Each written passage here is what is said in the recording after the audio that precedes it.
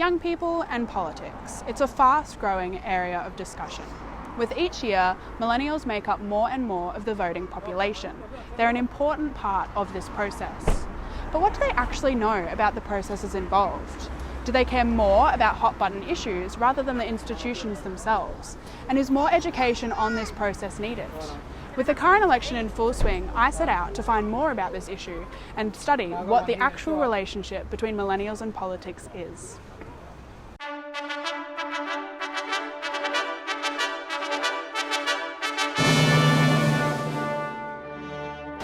Whoa.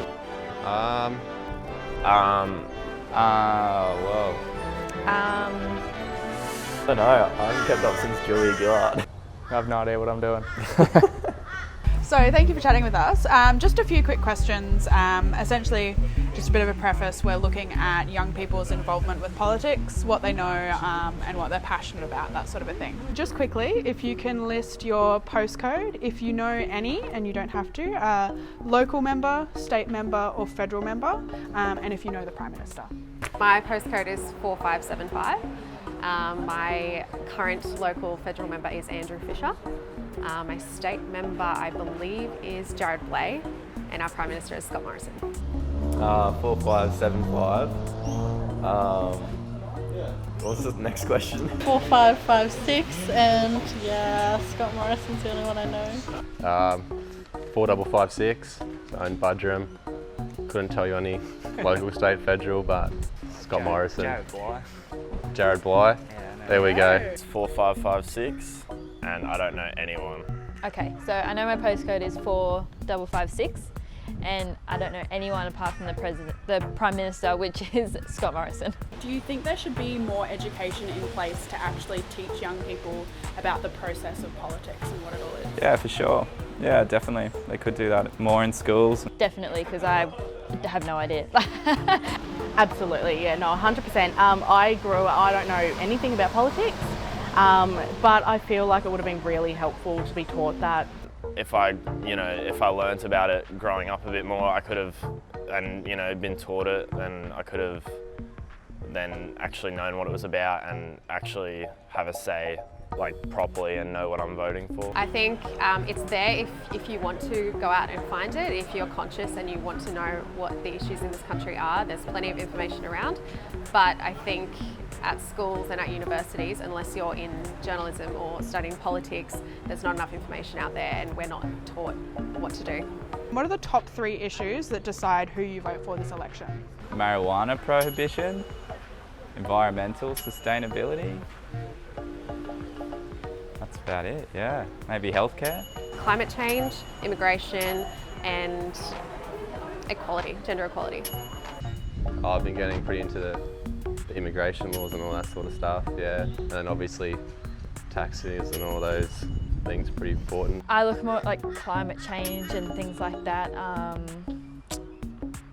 Things to do with kids and families. I'm going to go with tax is a huge one, climate change and the medical side of it. So now that we've heard from the youth, what do the politicians have to say?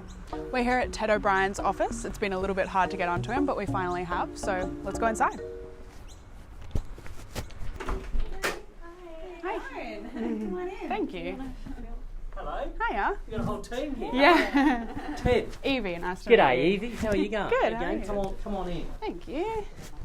So, what do you think the top 3 issues for kind of the millennial generations? I don't know if it'd be in this order necessarily, but I would say probably climate change, jobs, and transport.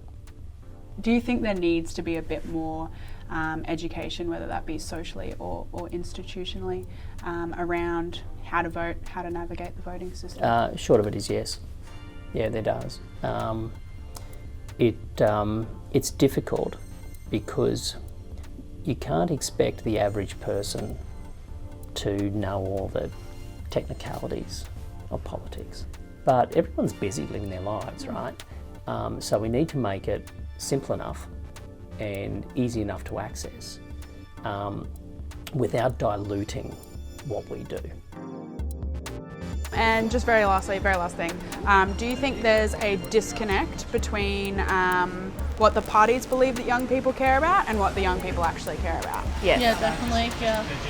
Different generation, new generation. They're not us. So they haven't asked us. So Yes, I do. Yeah, definitely. The younger generation's probably going to, fingers crossed, this generation saves us, but I don't think they understand that very well. Yeah, probably. I'd say so. Yeah. They're pretty disconnected.